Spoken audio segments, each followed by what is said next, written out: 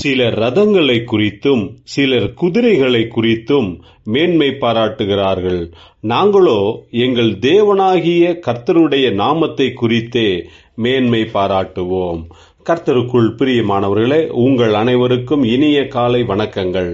இன்றைய வேத வசன தியானத்திற்கென்று நாம் தெரிந்தெடுத்திருக்கும் வேத பாகமானது 2 நாளாகமம் 20ஆம் அதிகாரம் 15ஆம் வசனம். சகல யூதா கோத்திரத்தாரே, எருசலேமின் குடிகளே, ராஜாவாகிய யோசபாத்தே, கேளுங்கள்.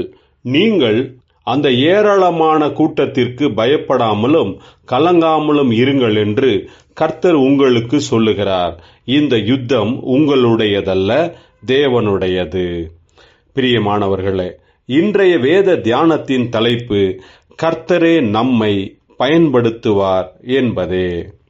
3 ராஜாக்கள் தங்களுடைய பெரிய இராணுவ சேனையுடன் யுத்தத்திற்கு வந்ததினால் யூதாவின் ராஜாவான யோசபாத் மிக பெரிய எதிர்ப்பை சந்திக்க வேண்டியதாயிற்று. நிச்சயம் தோற்றுப்போவோம் என்ற சூழ்நிலையில் அவன் மிகவும் பயந்து போனான்.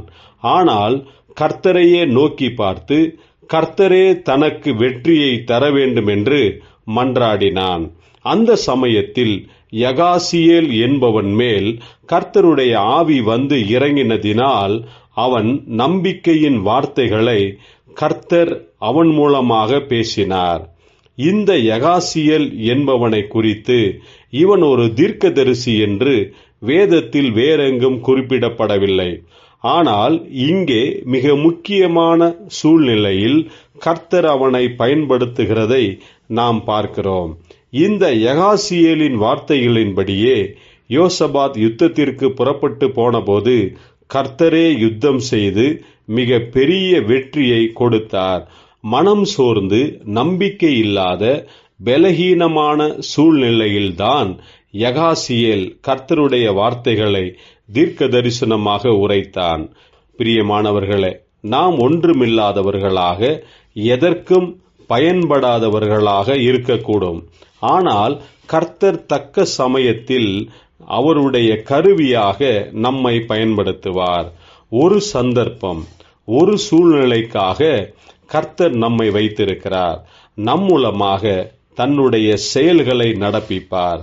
கர்த்தரே நம்மை பயன்படுத்தும்படிக்கு அவருடைய கரங்களில் நம்மை தாழ்மையுடன் ஒப்பு கொடுப்போமாக.